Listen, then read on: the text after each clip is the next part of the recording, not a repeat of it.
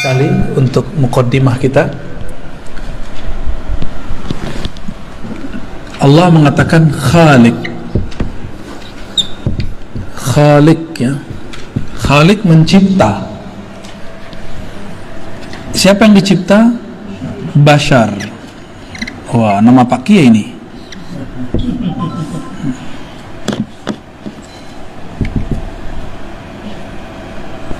Basharan. Dari mana dicipta? Tin.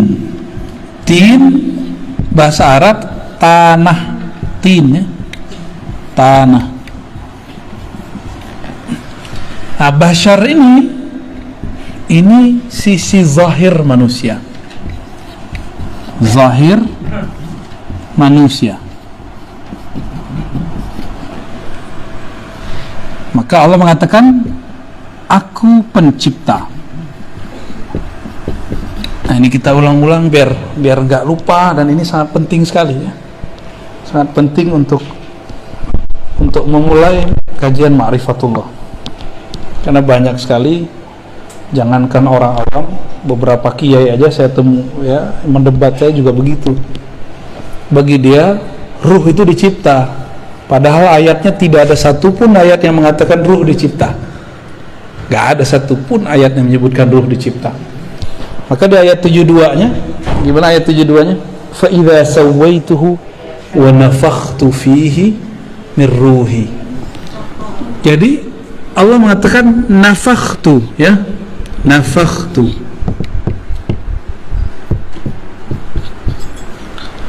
Apa arti nafakhtu? Aku tiup.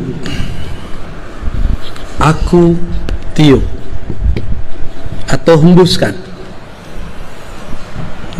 Beda dengan cipta. Apa yang dihembuskan? Ya, ruh.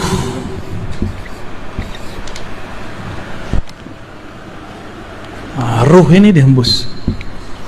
Nah, inilah sisi lain dari manusia yang kita sebut batin. Batin manusia.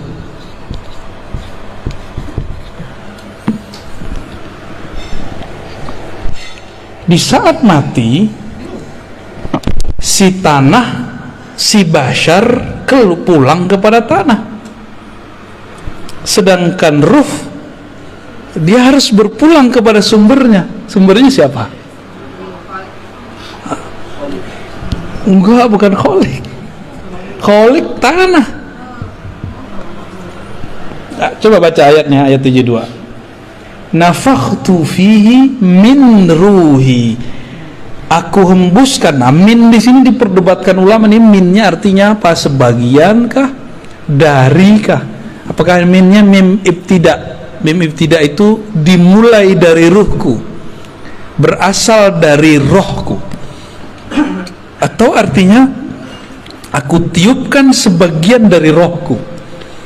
Nah, itu jadi masalah tuh, ya. Nah, dan saya udah jelaskan sebelumnya, ada yang kita sebut dengan haikalul ma'arif, haikal ma'arif. Yang pertama masih ingat, Ahad Zatullah, Ahmad Ruhullah, Muhammad Habibullah, Al-Mahdi Khalifatullah. Oke. Kalau dizikirkan tiap hari itu, terus ditutup baca Fatihah, Al-Fatihah gitu, ya. Coba perhatiin yang nomor 2, Ahmad Ruhullah. Ini jawabannya nih. Aku hembuskan dari rohku.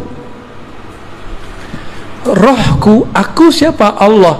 Maka kalau kita lengkapi, Ruhullah. Ruhullah siapa tadi? Ahmad.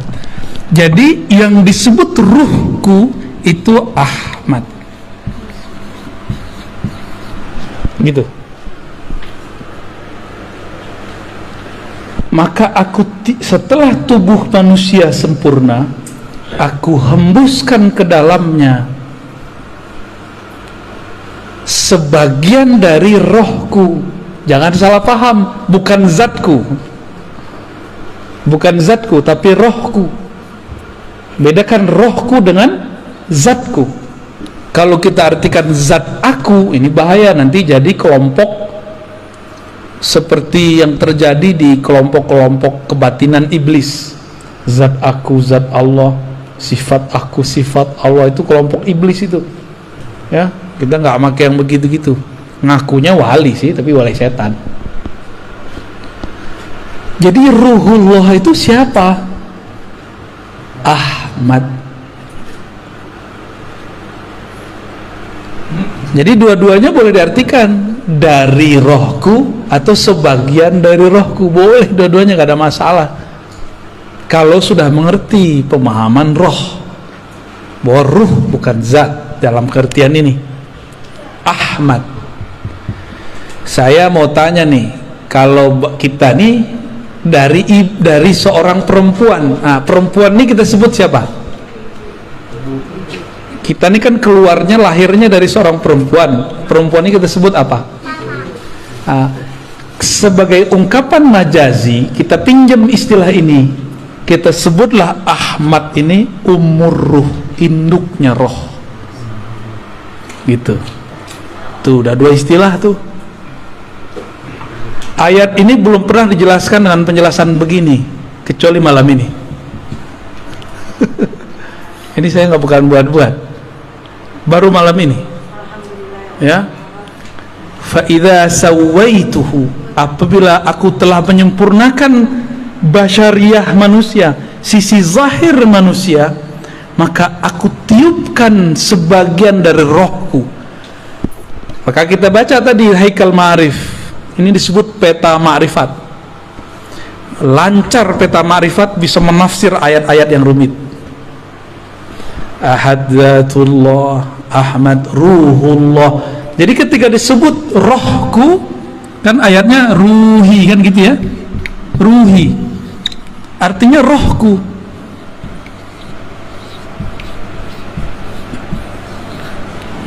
Banyak yang salah paham, dikira rohku itu zatku.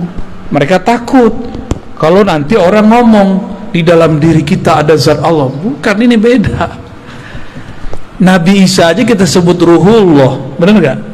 Ruhullah Isa itu ruhullah juz'i namanya, ruhullah sughra, roh kecil. Sedangkan yang kubro Ahmad. Bahkan ini disebut ar-ruh al-akbar, roh yang agung, yang paling besar, karena ialah tiupan pertama Allah. Dari Ahmad inilah ya.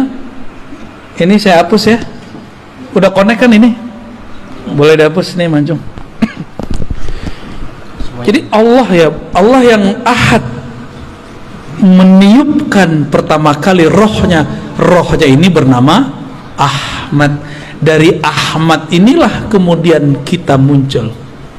Roh kita dari situ. Nah nih, coba kita lihat dulu.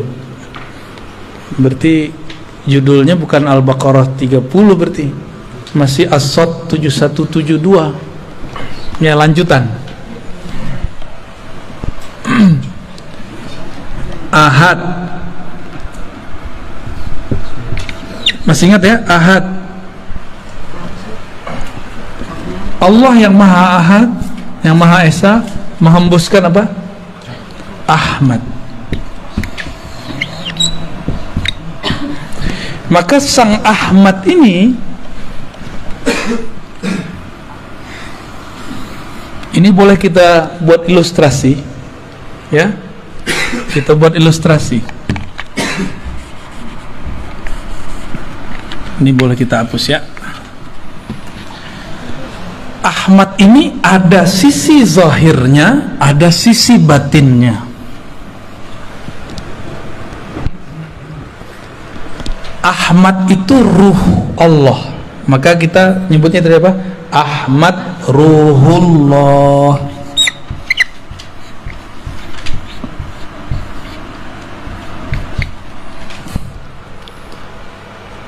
Jadi kalau ada di ayat surat tadi, surat apa? Sod ayat 72. Sod 72. Allah mengatakan ruhi, rohku. Siapa yang disebut rohku? Ahmad. Ahmad. Ada sebelumnya antum dengar tafsir begini. Dan ini bukan tafsir bid'ah. Ini cuma tafsir yang selama ini tersimpan belum dikeluarkan. Beruntung nih rumah Buya nih. Ya, berarti ada wali di rumah ini nih. Ya. Semoga istiqomah kita semua ya. Amin amin ya rabbal alamin. Ya. Jangan GR dulu mancung. Ruh Ahmad Ruhullah ini memancar. Ya. Ini pancarannya nih. Ini pancarannya. Nah, pancarannya ini disebut dengan Nur Muhammad. Gitu. Apa sebutannya? Nur Muhammad. Sumber nurnya adalah Ruhullah. Lalu apa hubungannya Nur Muhammad dengan Ahmad? Lalu tubuh manusia dan roh manusia. Nih coba lihat. Jadi ruh Ahmad Ruhullah ini, inilah yang menjadi roh kita. Roh kita dari situ. Nur Muhammad inilah yang menjadi sisi basyariah, sisi zahir manusia. Jadi ruh ini batin ya, batin manusia. Saya pendek aja M. Sedangkan ini dari Nur Muhammad tercipta 4 anasir alam: api, air, api, tanah, udara. 4 anasir unsur ya kalau bahasa Indonesia. Salah satunya tanah, ya, tanah, air, api, kayak Avatar ya. Apa lagi? Udara atau angin sama. Nah, ini sisi manusia nih. Jadi manusia di dalam diri kita ada 4 ini. Ada 4 itu. Inilah zahirnya manusia. Inilah Nur Muhammad. Jadi Nur Muhammad itu ada di sini, ada di sini, ada di sini, ada semua. Cuma masalahnya nurnya sudah terkoneksi belum sama Ruhullahnya, itu masalahnya, ya. Koneksi ini yang harus dibangun, ya. Mana hidupnya? Udah hidup ya? Oh, oke. Nah, jadi Ruhullah ini sebagai sumber daripada Nur Muhammad. Nur, karena dari nur ini terpancarlah, terciptalah. Ini dia. Dengan apa Allah menciptakan yang 4 ini? Pakai kun, ya. Kun fayakun. Kalau roh Ahmad Ruhullah nggak pakai kun, pakai hembusan. Nah, apa bunyi hembusannya? Itu rahasia. Nanti kalau ada waktu kita buka lagi. Ya. Belum boleh disampaikan sekarang, ya. Nanti jadi fitnah. Ngarang-ngarang apa lagi nih Ar-Razi ini, kata orang, ya. Dongeng mulu. Emang ini dongeng? Emang begini dongeng? Ada nggak orang bisa ngedongeng begini? Saya bayar, ya. Kalau ini dongeng silakan ulang, ya. Kalau bisa ngedongeng dengan ini. Ini bukan dongeng, ya. Ini kalau dalam ilmu tafsir disebut tafsir isyari, tafsir isyarat. Jadi tafsir itu ada 3. Tafsir bil ma'thur, riwayat di dalam Sahih Bukhari, Sahih Muslim begini. Ada tafsir tadi bil ma'thur, sekarang bil ma'qul, dengan akal. Nggak ada penjelasannya di riwayat-riwayat hadis, maka kita coba gunakan akal kita untuk menyentuh maknanya. Jika masuk akal, maka tafsir disebut ma'qul, tafsir rasional. Kalau akal boleh menafsir, kenapa ruh tidak boleh menafsir? Maka ruh kita juga menafsir. Inilah jadinya tafsir isyari. Nah, tapi itu istilah di kampus. Saya menyebutnya bukan tafsir isyari, tafsir Hah? Apa yang bagus? Pakai istilah ruh, tafsir ruhi, ya, biar beda dengan isyari yang lain. Karena isyari ini ada kolbu masuk ke kolbu, ada yang masuknya ke ruh.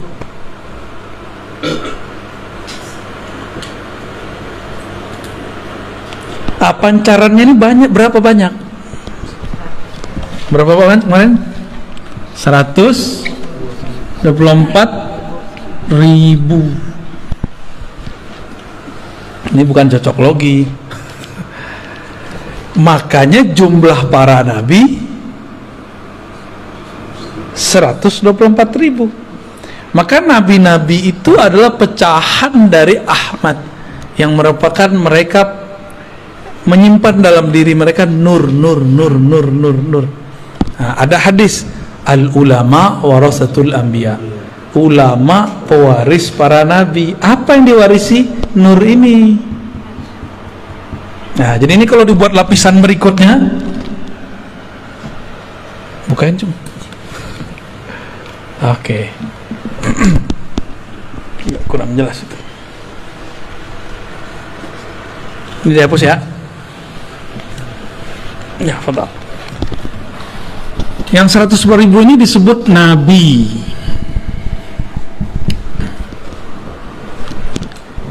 Ini punya pewaris.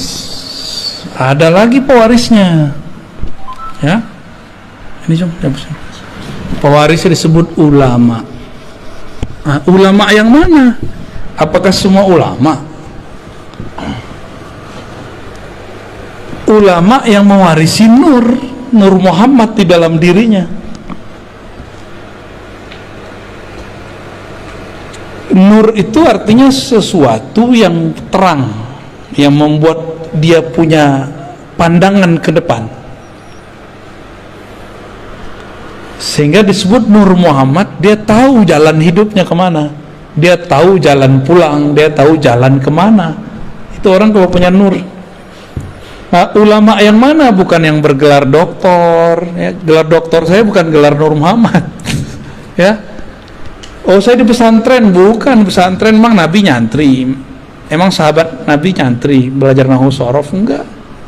Ulama yang mana? Maka ulama ini ditafsirkan lewat surat Fatir ayat 28. Coba buka Fatir 28.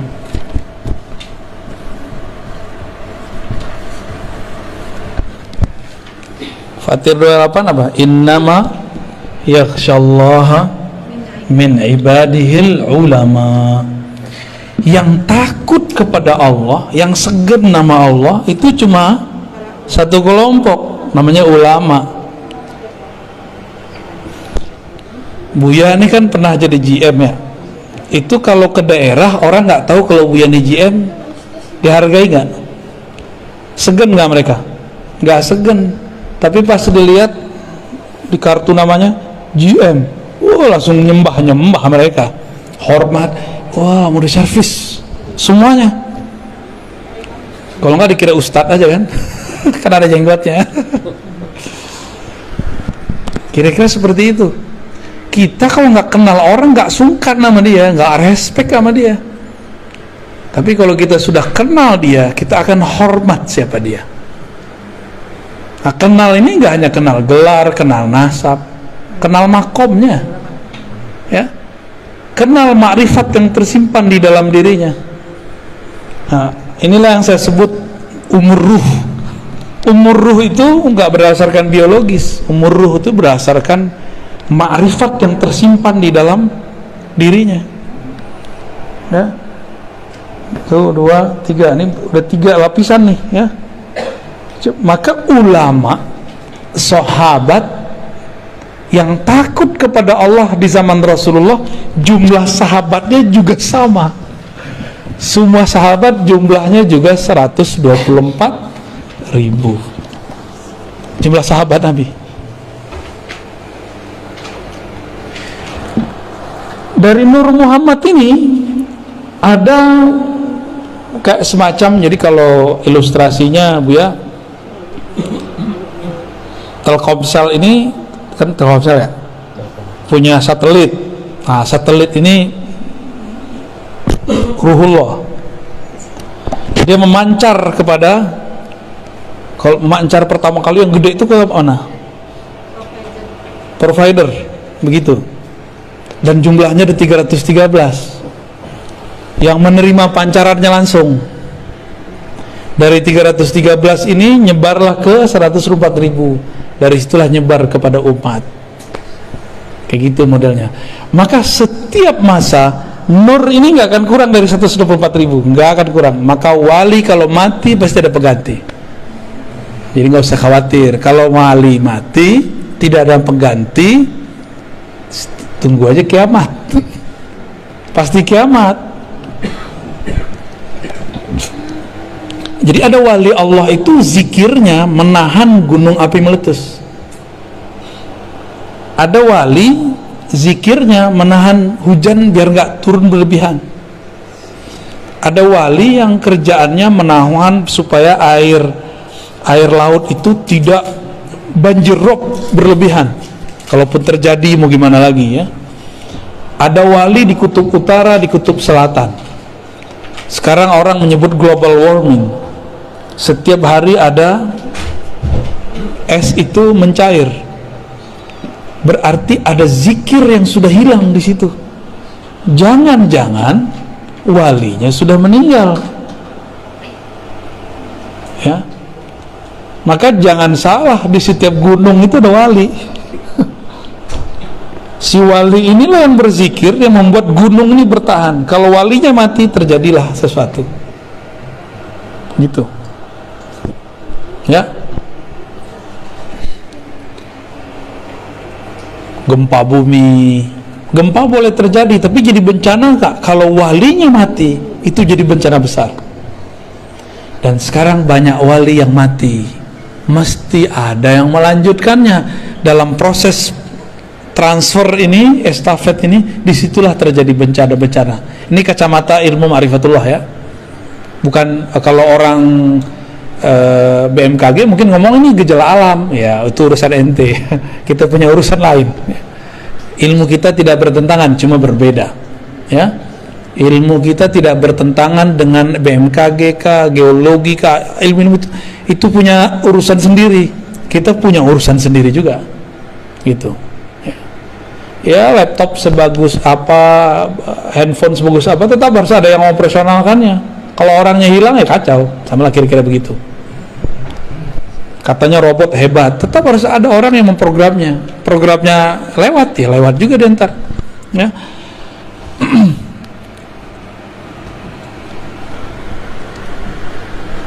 Rata-rata kajian-kajian ma'rifat sebelum ini berhenti sampai di Nur Muhammad.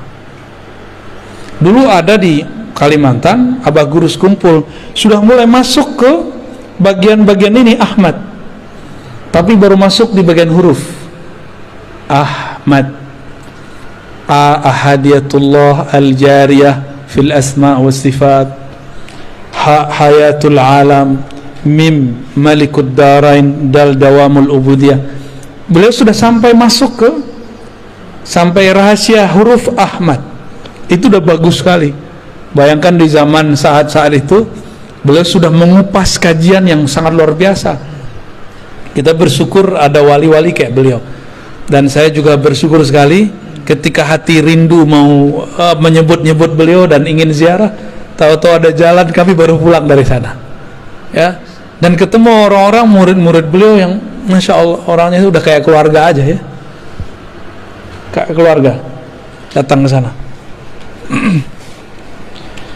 Nah, kajian-kajian mengenai ma'rifatullah yang sudah mulai dibuka oleh Abah Guru itu sampai kepada ilmu huruf. Ilmu huruf itu penting sekali. Di dalam kitab Khatmul Aulia dulu sebelum apa ada sesuatu lah. Saya sering mengkaji kitab itu di ribat kita di sini. Nggak jauh. Bahwa ciri-ciri Khatmul Aulia, penutup para wali, puncak para wali, itu ada 4 ilmunya. Ditulis di kitab itu. Beliau ahli hadis dan juga ghaus di zamannya. Kutubul Ghaus, jadi bukan hanya kutub aja. Beliau mengatakan ilmu pertama ilmul bad'i, ilmu tentang awal asal muasal alam, ilmu tentang asrar alam, gitu. Maka orang ini kalau ngelihat kita, dia bisa lihat nasab kita ke belakang, baik nasab jasad basyariah atau nasab ruh atau nasab nur. Jadi ada 3 nasab: jasad, bin binti binti, ada nur dulu, nur, lalu ada ruh. Jadi kita ini bisa bagi ntar nih, ya. Ada satu lagi di luar. Nah, ini karena bukan bagian dari ma'rifatullah, saya nggak masukin tentang nasab jasad, saya nggak masukin. Jadi ketika ada dalam Al-Quran, pada hari kiamat setiap orang dipanggil dengan induknya. Nah, dia nginduk ke siapa nih? Induk ke jasad, nginduk ke ulama. Ini torikot nih di sini nih, ya, belajar torikot di sini. Atau nginduk kepada nur. Ini Khidriyah di sini, ya. Jadi orang kalau cerita tarekat Khidriyah, ini di sini mainnya dia, di Nur Muhammad. Karena Nabi Allah Khidir itu pecahannya Nur Muhammad yang paling bertahan sampai sekarang, ya. Jasadnya, ruhnya masih ada. Cuma karena orang banyak orang nggak mengerti adab. Kalau nggak tahu bilang aja sih nggak tahu, ya nggak pernah ketemu Nabi Khidir bukan berarti Nabi Khidir nggak ada. Ente nggak tahu Nabi Khidir ada, jangan bilang dia nggak ada gitu. Ini orang-orang ini suul adab bener-bener, ya. Nabi Khidir nggak usah pakai Nabi Khidir deh. Ashabul Kahfi masih ingat? Ashabul Kahfi tidur berapa tahun? 315 309 tahun. Makan nggak? Minum nggak? Wajahnya jadi tua nggak? Enggak. Saya mau tanya, ada nggak dalil yang menyebutkan Ashabul Kahfi mati?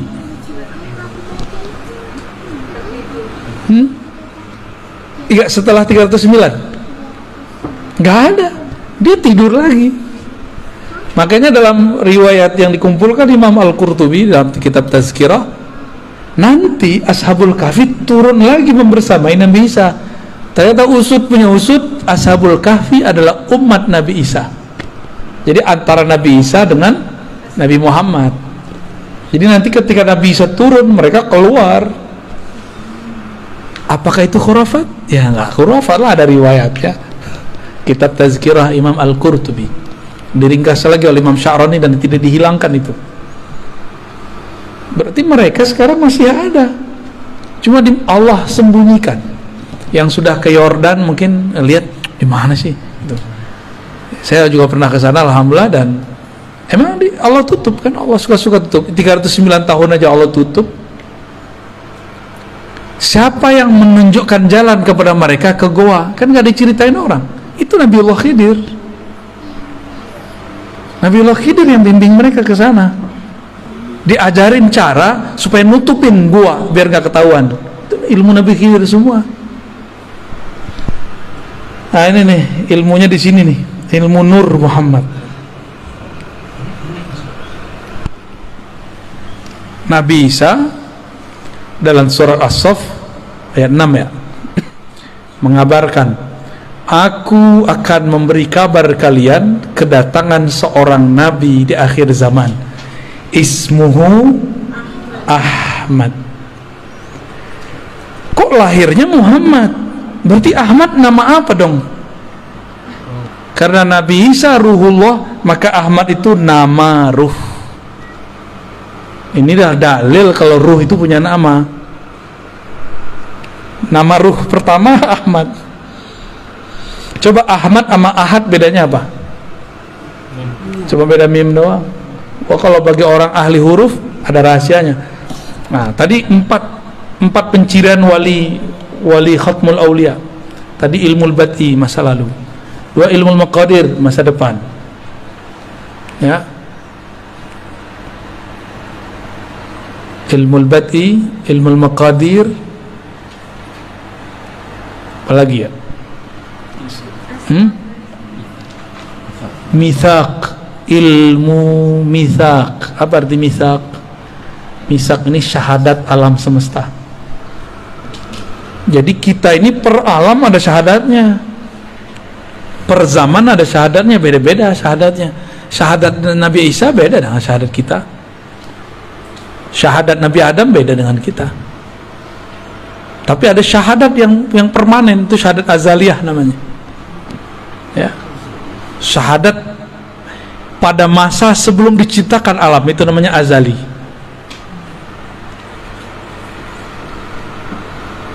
Ada sebelum ruh kita ditiupkan ke dalam janin itu sudah ada syahadatnya dia. Itu mitsaq, perjanjian alam. Jadi kita sudah punya kontrak dengan Allah. Itu mereka ngerti. Itu turunannya. Ya. Ketika ruh mengatakan syahidna, itu turunan dari mitsaq tadi. Itu semua ruh. Dan ruh ini kan ada yang Allah tiupkan kepada manusia, ada yang Allah tiupkan kepada hewan, ada yang Allah kemudian lempar ke pohon-pohon. Coba kenapa tuh Buya? Roh kita kok dilempar jadi manusia, sedangkan ada roh jadi kucing. Ada roh yang ditiupkan kepada anak keturunan Nabi, Habib Sayyid, anak Kiai, Gus, Ajengan. Kok kita enggak, dia iya. Kok dia Habib, kita enggak. Dia Sayyid, kita bukan. Oh, itu ada rahasianya semua. Itu ilmu mitsaq. Enggak ada kebetulan Allah meniupkan, ya sesampainya lah, sedapatnya lah gitu, enggak ada. Diatur semua. Jangankan itu, satu tetes air hujan itu diatur turunnya di mana, berapa volumenya, diatur semua. Nggak diatur. Apalagi urusan roh. Wah, sedapatnya udah gitu, nggak ada begitu. Ya, Allah betul-betul rapi. Ya, muqtadirah. Salah satu nama Allah itu muqtadir. Ya, begitu detail dalam mengukur segala sesuatu. Kenapa Buya? Kita nggak jadi Habib ya? Yang ono jadi Habib. Tapi nggak usah khawatir ya. Mau dia Sayyid, mau dia Habib, kita bukan Sayyid, bukan Habib, potensi menjadi wali sama. Potensi jadi wali sama. Maka tidak sedikit orang biasa jadi wali. Kan ulama. Ini coba lihat, ini kebayang. Nah, sekarang coba ganti Ahmad ini, bayangkan seperti Ka'bah.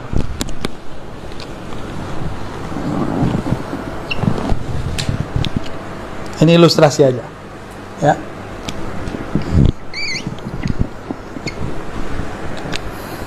Ini ilustrasi biar paham masa lalu.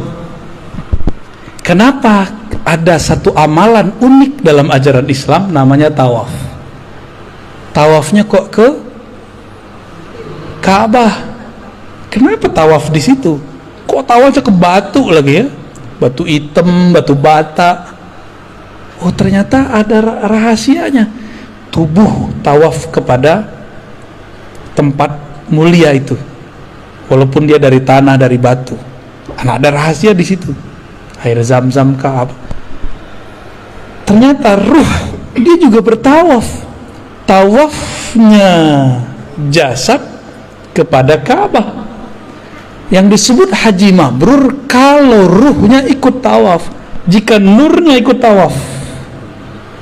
Nah, kita ini tercipta dari nur Nabi Muhammad dengan kunnya Allah. Apakah kita mencari siapakah Ahmad itu? Nah, dalam pencarian, inilah yang disebut tawafnya ruh.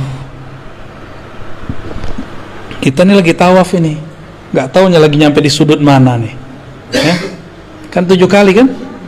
Ya, kita ini kan baru mulai kita ngajinya, baru mulai ngajinya, ya muter 7 kali loh. Tapi 7 kalinya ruh, panjangnya dan lamanya bukan main, ya. Lama ini ya. Kerja itu kan tawaf, bolak balik. Apa yang kita cari dari kerja itu? Fulus. Berarti Ka'bah dia fulus. Kalau Ka'bahnya cuma fulus, dia akan membenarkan segala cara. Tapi kalau badannya mengelilingi fulus, bolak balik, tapi ruhnya mengelilingi, nurnya mengelilingi ruhullah Ahmad, orang ini tidak akan pernah korupsi, tidak akan pernah main-main angka. Itu kalau benar tuh, ya. Kalau benar ruhnya muter. Jadi zahir kita ini muter terus, nggak ada yang nggak muter. Saya nanya juga ke orang-orang kimia, orang-orang yang ahli-ahli dalam molekul-molekul, ternyata atom itu masih terdiri dari molekul-molekul lain, dan itu semuanya bergerak tawaf semua. Dan ternyata darah kita tawaf di badan, ya, tawaf semua, nggak ada yang nggak tawaf. Ka'bahnya darah, jantung. Ka'bahnya darah, jantung.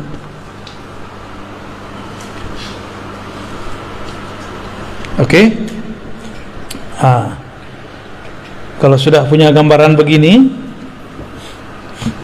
ilmu bad'i, ilmu masa lalu, jika di masa lalu di alam nuriyah ini kita dulu percikan nur kita ini tawaf kepada Ahmad, maka lahirnya pasti jadi seorang mukmin.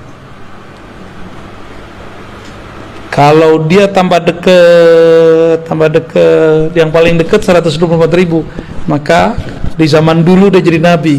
Setelah Nabi Muhammad dia bukan jadi nabi, dia jadi wali.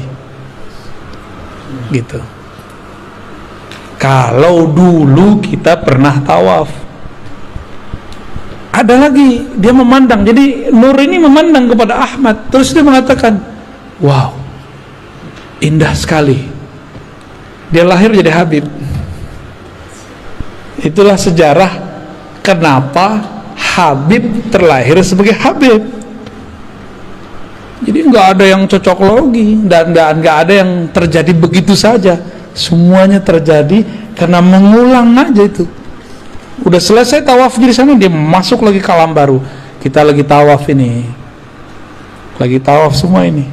Selesai masuk lagi ke alam barzakh, tawaf lagi di sana. Selesai masuk lagi ke padang mahsyar. Di padang mahsyar Ka'bahnya bukan Ka'bah ini, kembali kepada yang punya Ahmad ini, namanya Muhammad.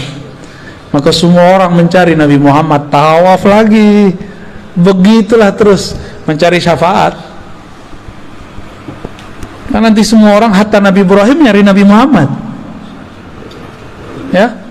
Maka bernamalah Nabi Muhammad itu Al-Fatih, karena Nabi Ibrahim mau buka pintu surga nggak bisa, balik lagi. Siapa yang bisa pintu? Muhammad. Maka disebut Muhammad Al-Fatih lima ughliq wal khatim lima sabaq, ya. Itu ijazahnya minta ke Pak Kiai itu, ya. Ya, salawat Al-Fatih.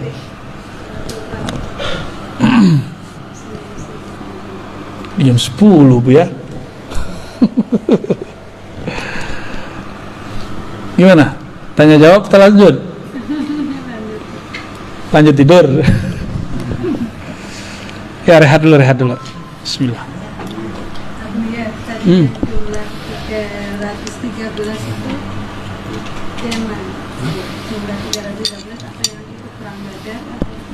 Betul. Bagus. Dari 124.000 nur ini ada 313 nur yang paling besar. Yang 313 yang dulu bertawaf dan itu menjadi barisan ring pertama Ahmad. Nah, yang 313 ini di zaman pra Nabi Muhammad menjadi 313 Rasul. Dari 313 itu yang paling kuat perjuangannya 25. Jadilah 25 para Rasul. Tuh kalau ditulis terus tuh. Coba yang ditulis tuh, Cung. 104.313, gede-gedein tulisannya ke bawah. Dari 313 itu ada 25 yang kemudian sangat luar biasa perjuangannya. Dari 25 ada yang paling penyabar, 5 nabi. Dari 5 itu semua sumber kesabarannya ada dari satu sosok, itulah Muhammad sallallahu alaihi wasallam, Sayyidul Awwalin, Sayyidul Akhirin. Ya, 300. Inti jangan salah tulis, bukan 212, bukan 414. Ya, 313. Ya. Kalau 212 tuh kawan-kawan kita yang berjuang kemarin tuh ya. Ya, 5. 5 jadi berapa? 1.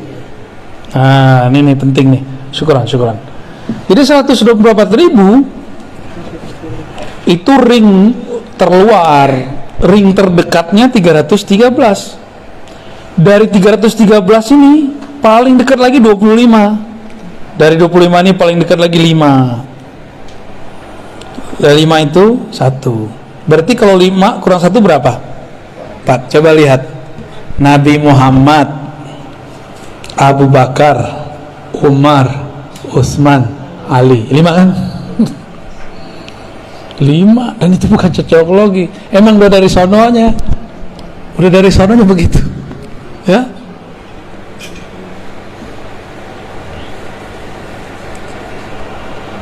Kalau dulu begitu, di akhir zaman kata Nabi akan ada musuh besar. Para nabi dahulu pun tidak sanggup melawannya, yang sanggup melawan umat Nabi Muhammad. Kira-kira ilmu yang diturunkan zaman sekarang lebih sedikit atau lebih banyak dari zaman dulu? Nabi Musa nggak dapat izin ngelawan musuh besar ini. Nabi Nuh nggak dapat izin. Nabi Sulaiman katanya sempat perang tapi nggak sanggup juga. Sesakti Nabi Sulaiman loh. Nabi Khidir juga nggak sanggup. Nabi Isa itu yang ngecoh Nabi Isa siapa? Yudas Iskariot kan itu adalah penyamaran Samiri, Dajjal. Semua nabi kata Nabi Muhammad sallallahu alaihi wasallam anzara qaumah, mengingatkan kaumnya akan ada musuh besar bernama Dajjal. Lah kok sekarang ada kiai bilang Dajjal itu bukan sosok, Dajjal itu suatu sistem ya. Nabi Muhammad, para nabi sebelumnya bilang itu sosok, ente bilang itu ya pinteran dia dari Nabi Muhammad ya kan? Pinteran dia dari Nabi Musa. Di Quran kan di surat Thaha disebutkan kisahnya tentang Samiri. Dia kan yang disebut Dajjal. Samiri itu nisbat kampungnya, Dajjal itu gelarannya. Yudas Iskariot penyamarannya. Kalau gitu nanti struktur ini akan berulang kembali. Struktur akan berulang kembali. Jadi di sini ada 4 nih ya.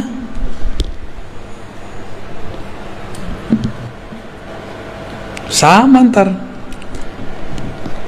Nabi mengatakan jika bumi telah dipenuhi dengan ketidakadilan, muliat al-ardu jauran ya, ketika bumi sudah dipenuhi dengan ketidakadilan, di mana-mana ada kezaliman.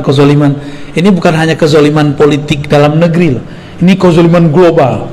Jadi tolong move on, jangan cuma memikirkan masalah pilpres. Itu terlalu cetek mikirin begitu. Ini sudah umat akhir zaman sudah. Kita nggak boleh hanya memikirkan politik satu negeri. Ini sudah besar ini masalahnya. Udah lintas negara, lintas benua. Jika lintas benua terjadi kezaliman, orang nggak salah dikasih virus, zalim nggak? Kita sehat-sehat aja divaksin, masalah nggak? Tapi ya kita ikut aja lah. Udah vaksin kan? Vaksin dong. Vaksin lah ya, biar nggak jadi pakyu. Kecuali nggak mau keluar ya terserah. Kalau saya hampir tiap bulan keluar kota, ya wajib vaksin. Bukan hanya ganti status di Peduli Lindungi, beneran vaksin ini, kita hakon ini. Ini orang nakes aja nunggu saya vaksin, kan lucu. Nunggu Buya dulu katanya. Aduh, kita jadi serba salah deh ya. Kita ikutin main mereka. Mereka makar, Allah juga lebih baik makarnya. Udah sederhana itu. Mungkin lebih banyak yang kita makan ini lebih bahaya daripada vaksin yang disuntikan ya. Makanya badan kita biasa aja. Jadi vaksin nggak ada rasanya, nggak ada efeknya.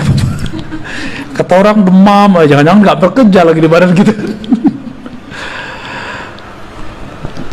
Apa kata Nabi? Jika bumi telah dipenuhi oleh ketidakadilan, berarti ada toh otaknya, provokatornya, itulah dia Ad-Dajjal. Dan dia bukan sistem aja, dia si pembuat sistem itu. Kalau ada sistem, masa nggak ada pembuat sistem? Kan orangnya keminter namanya, itu keminter.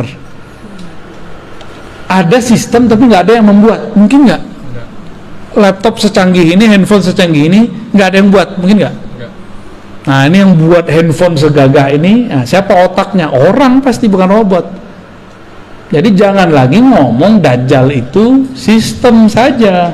Itu sistem iya, orangnya ya sistemnya disebut makar itu. Ada sosoknya. Dan Nabi mengatakan, aku sudah ketemu. Dan sahabat Tamim Ad-Dari juga cerita.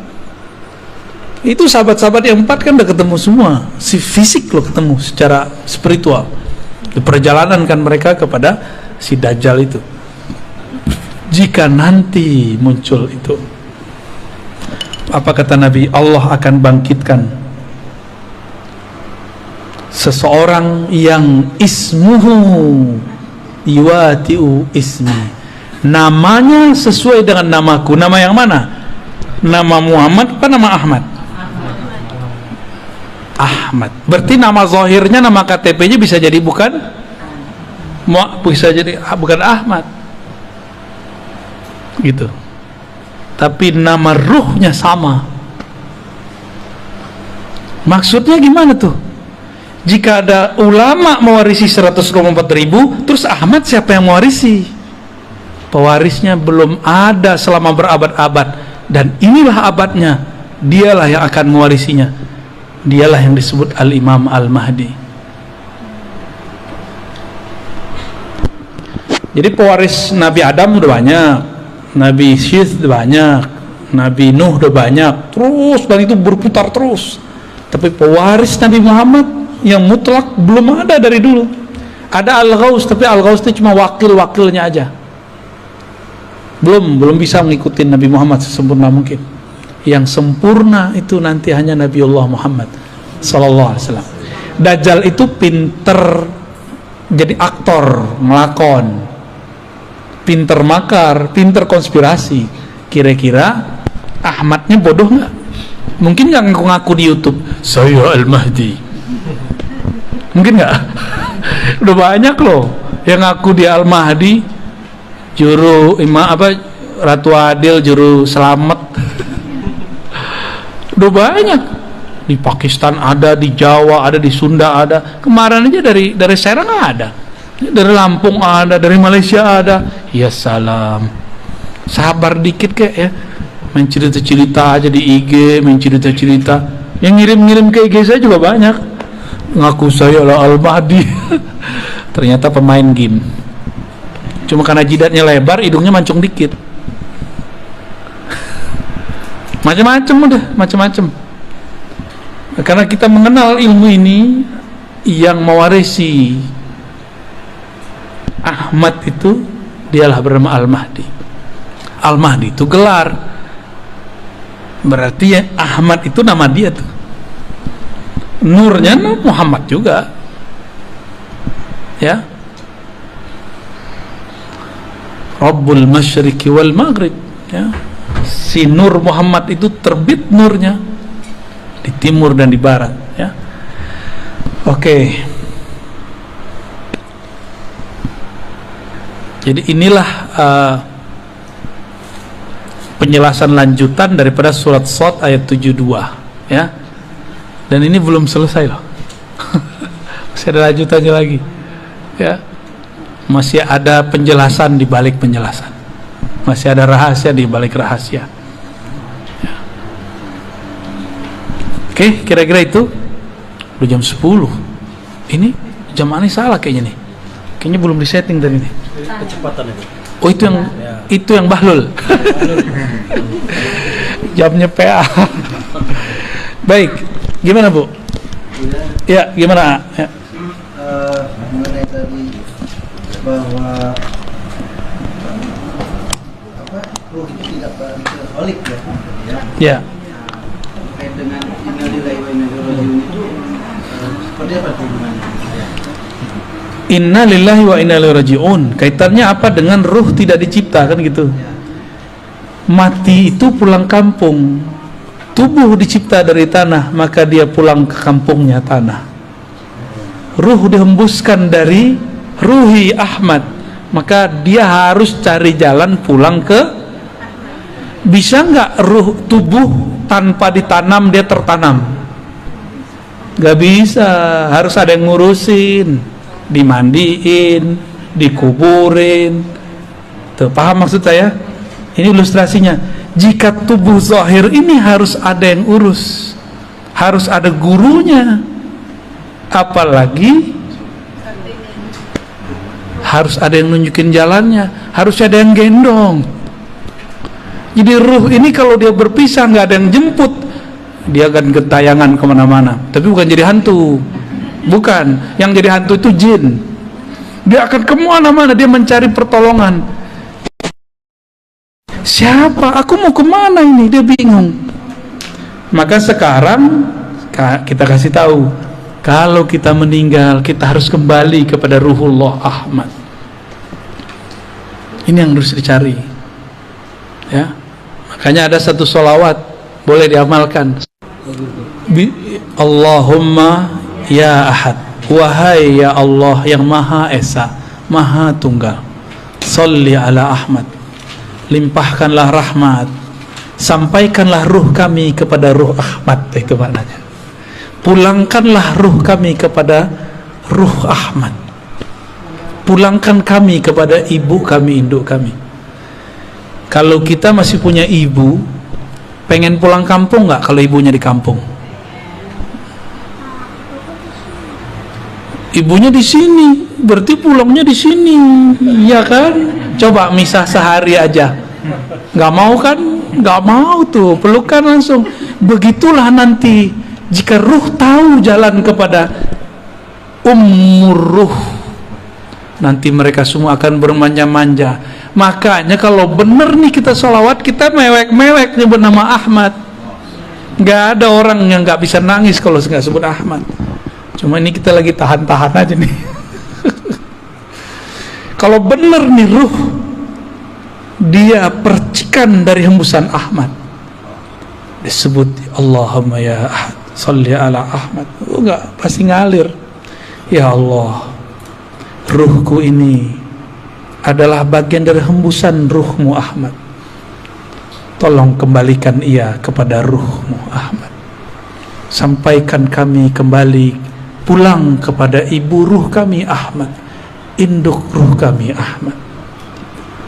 Enggak nangis, berarti dalamnya hitam. Itulah rahasia. Silakan diamalkan itu, ya. Ya, Allahumma ya Ahad, Sholli ala Ahmad. Allahumma ya Ahad, Sholli ala Muhammad. Allahumma ya Ahad, Sholli ala al-Mahdi khalifatika ya Allah ya Ahad. Allahumma sholli ala Al-Fatihah. Alhamdulillah. Surah Al-Mulk.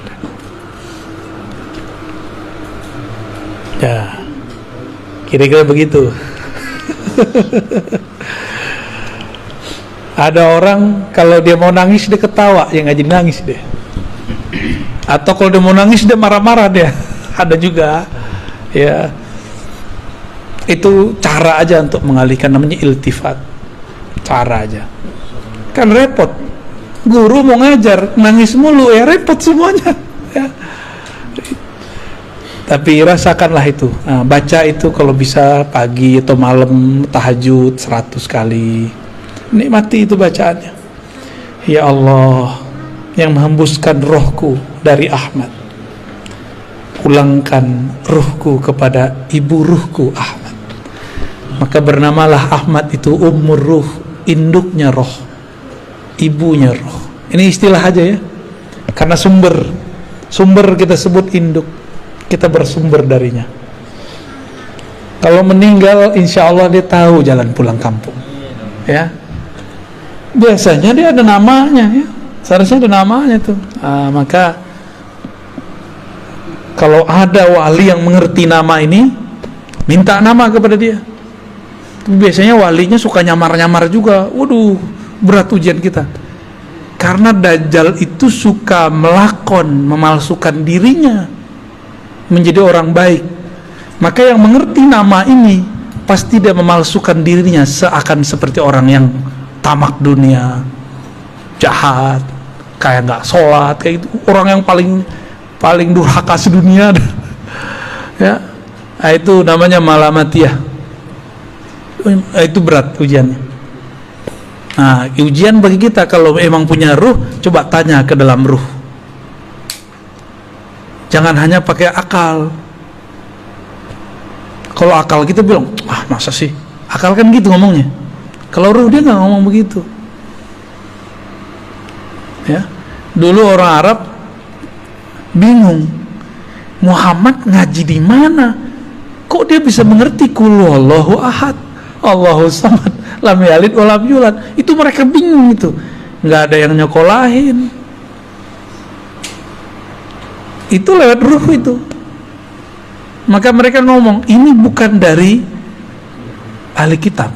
Bukan dari ayahnya udah meninggal duluan. Bukan dari ibunya meninggal ketika kecil. Bukan juga dari kakeknya sibuk ngurusin orang. Terus dari mana? Disitulah kemudian Abu Bakar sadar, oh kalau Muhammad pasti Allah di belakangnya, gitu. Ya, maka bernamalah beliau Siddiq. Ya. Nah, kisah Mi'raj itu salah satu dari kisah yang beliau jadi disebut Siddiq. Gitu. Gitu, aman. Tadi amalin ya, sholawat ahadiyah ya. Itu sudah biji-biji sholawat, udah pangkal-pangkalnya sholawat. Karena sholawat itu banyak, ada Al-Fatih, ada sholawat Nurizat, ada sholawat Tibul Qulub. Ini masing-masing punya fungsi, punya rahasia-rahasia. Ini sholawat ma'rifat, ya. Dan itu nggak dibuat-buat, emang dikasihnya begitu. Siapa yang ngasih? Ya itu tuh Ahmad Ruhullah yang ngasih. Gitu. Nah, gimana cara koneksinya ya? Kita kan punya ruh. Seharusnya kita bisa juga dong koneksi sama dia.